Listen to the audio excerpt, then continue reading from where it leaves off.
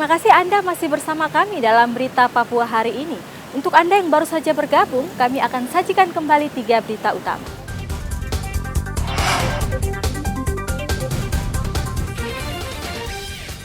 Jenazah yang ditemukan di pinggir jalan raya Merauke adalah mahasiswa.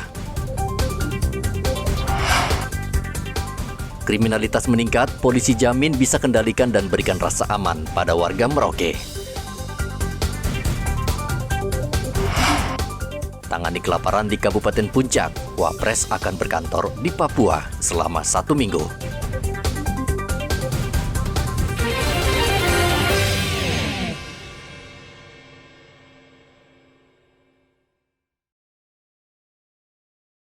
Ujian praktik mengambil surat izin mengemudi atau SIM dengan sirkuit terbukti lebih mudah dan efektif.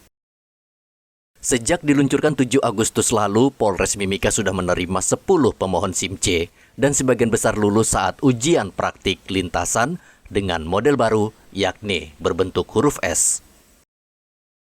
Lintasan model baru memang lebih lebar sehingga mudah bagi pemohon untuk melintasinya. Selain uji praktik lapangan, Satlantas Polres Mimika juga tetap menerapkan ujian teori menggunakan komputer. Terkait dengan sirkuit atau tempat tes praktek uji SIM itu betul-betul ada perubahan. Minggu kemarin itu 10 pemohon, dari 10 pemohon itu cuma 2 yang tidak lulus. Dibandingkan sebelumnya. Mungkin kalau sebelumnya itu terbalik. Mungkin yang lulus cuma 2, yang lulus 8. Memang karena di samping sirkuitnya juga sudah lebar dan sangat mudah. Tidak terlalu, dibanding dulu itu agak lapar, siksa. Jadi begini, kita mencari jalan terbaik untuk pemohon. Pemohon ini kan rata-rata orang bekerja. Kami tidak mau membebani mereka.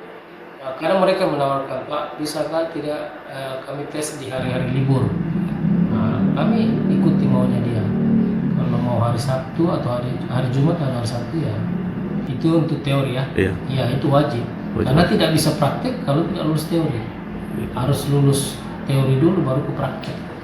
Kalau rata-rata dalam sehari itu bisa sampai 30-50 pemohon. Sebagian besar pemohon SIM C di Polres Mimika berstatus karyawan sehingga bisa menyesuaikan dengan jam kerja pemohon. Sudah hampir sebulan, sistem ujian praktik mengambil SIM C diberlakukan di seluruh Indonesia. Sejauh ini belum ada keluhan, malahan masyarakat menyambut baik karena lebih mudah, sehingga warga terdorong ingin segera memiliki SIM C. Dari Mimika, Papua Tengah, Igobat Momolen melaporkan. Bawaslu Papua Selatan Rabu kemarin menggelar rapat koordinasi bersama seluruh anggota Bawaslu dari Bovendigul, Asmat, dan Bawaslu MAPI. Rapat koordinasi untuk membahas langkah antisipasi untuk menghadapi gugatan para bacalek, baik dari DPD Pusat dan Pemprov Papua Selatan. Ketua Bawaslu Papua Selatan, Marman, mengatakan pengumuman daftar caleg sementara pada tanggal 18 Agustus lalu tentu akan menuai protes dari bacalek yang namanya tidak masuk dalam daftar calon sementara. Sengketa apa yang paling dominan nantinya akan ditemui oleh Bawaslu ini?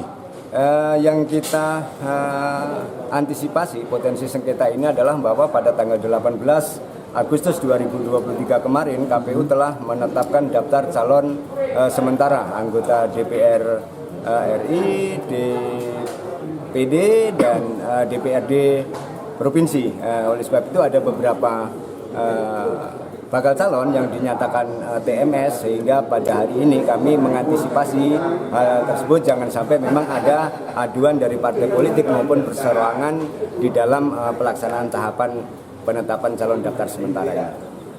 Sesuai tahapan pemilu 2024, KPU telah mengumumkan daftar calon sementara pemilu Provinsi Papua Selatan dan bacalek diberi kesempatan selama sepekan untuk mengajukan gugatan bila tidak puas dengan keputusan KPU. Muhammad Ridwan melaporkan dari Merauke, Papua Selatan.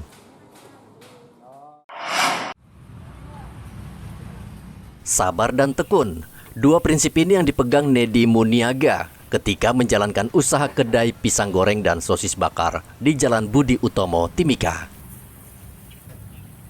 Usaha yang dibangunnya selama 3 tahun membuahkan hasil yang lumayan besar. Ia mengatakan bisa meraup omset kotor 1 juta rupiah per hari dari berjualan pisang goreng dan sosis bakar. Nedi bersama putrinya mulai membuka kedai sejak pukul setengah 4 sore hingga 9 malam. Dan sudah banyak pembeli menjadi pelanggan setia karena menu yang ditawarkan sesuai dengan lidah mereka. Salah satu yang menjadi daya tarik adalah harga pisang dan sosis yang tidak terlalu mahal, yakni Rp20.000 per porsi. Nedi juga kreatif, sosis dibuat sedemikian rupa sehingga mirip hotdog dan dijual Rp25.000 per porsi. 1 juta. Yang dibuang itu kalau roti ini dibeli. Roti dibeli, kalau sosis kita beli. Yang daging aja daging burger dengan ayam itu yang kita beli. Peminatnya tinggi juga Ya. Peminatnya tinggi. Begitu kan. Ya. Mulai dikenal. Seberapa lama menjual? Sudah hampir setahun. Oh, tahun. Di sini ada pancake, ada hotdog ini. Kemudian ini ada burger ada daging sapi, daging ayam, ada Itu telur. untuk kisaran harga? Kalau ini 25, kalau daging sapi 30, daging ayam 25, daging telur 15. Awalnya, Nedi harus mengeluarkan modal Rp20 juta untuk membangun usaha kedainya ini. Biaya paling besar menurutnya adalah membuat kontainer mini tempat berjualan. Kembali lagi ke prinsip awal, modal saja tidak cukup, namun dibutuhkan ketekunan dan kesabaran. Terbukti selama 3 tahun, Nedi bisa dikatakan berhasil dan berpenghasilan mandiri. Dari Mimika, Papua Tengah, Igobat Momolin melaporkan.